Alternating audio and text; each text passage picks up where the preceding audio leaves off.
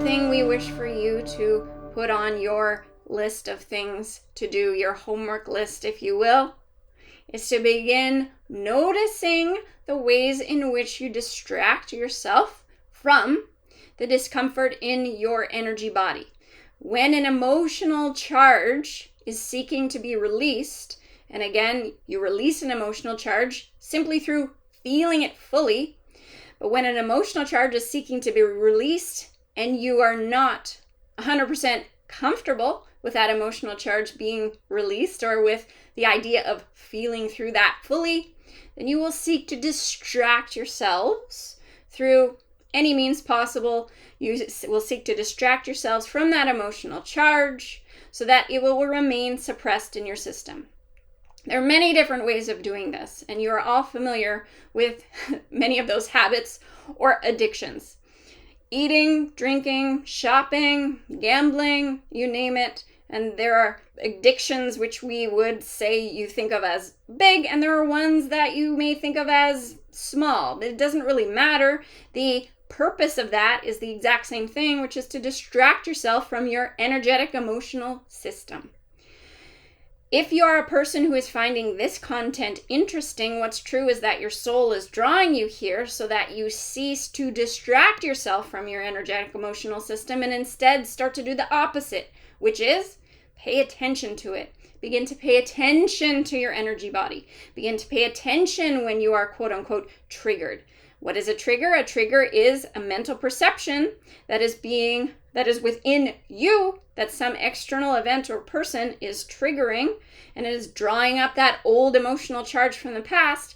This is a great service to you because you get to be the one to, number one, release that emotional charge, and number two, repattern that mental perception that was never true to begin with, but that you've been storing in your field because you haven't had the awareness to release the charge. And so this is where all compulsion and negative habits and addictions stem from. It's simply a resistance to feeling fully because of what that means, and often because of what that means in your culture. Few of you have truly been taught how to feel through an emotion that feels difficult in your energy body. But when you develop the skill of just noticing that sensation just arises within you just like a wave, and it crests and then it dissipates, when you know that it will dissipate, there is much less resistance to feeling because you know that every feeling passing through is temporary. Once the feeling subsides, then you look at the mental construct and you begin to connect the dots of I felt this because I was thinking this. So I felt this. What was the original mental perception that caused me to feel that? Was I thinking that I wasn't good enough? Was I thinking that I was unworthy? Was I thinking that I was unlovable? Was I thinking that I don't matter? Those beliefs are connected to your identity, and those are the most common beliefs that get stuck in your mental construct and then in your energetic field as the feeling tone of shame. Those are the most common misperceptions in the human mind. Once you get comfortable with feeling through the sensation of that emotion in your body and the sense that you can repattern and you can think something different, once you get accustomed to that process, then this whole unfoldment is no longer scary. And many of the compulsions and addictions and negative habits will start to drop away on their own because you don't need them anymore. You don't need the distraction. So when we're speaking of this need for an intermission or a retreat, what will happen when you go on this retreat is that all of the distractions that you usually use to keep all of that energy contained within your field will start to come up because you are out of your normal routine. You're away from all the usual consumption of things. You are removing yourself from your daily habits. And so when you do that, the maybe addictive patterns that you don't even notice that you have will start to arise, and you will receive the gift of seeing what they are. You will also receive the gift of having the opportunity to repattern them, release them, repattern them, rewire your mental construct. It is really only in these conscious intermissions whether that's a daily intermission or a seasonal intermission. It's really only in this intermission periods of your life that you really start to excavate all of that to a large degree. What happens when you don't take these intermissions is that you get very comfortable. You get comfortable with your day-to-day life. You get comfortable with the information that you consume. You get comfortable with the people that you usually interact with. You get comfortable. And your human construct is wired to gravitate towards comfortable because that usually means safety. If I don't change anything, if I just keep things the same, well, I'm still alive right now. So if I just keep things the same, I'll still be alive if I keep everything the same. Meanwhile, the soul aspect of who you are is seeking to grow, develop, unfold, evolve, because that is the joy of life.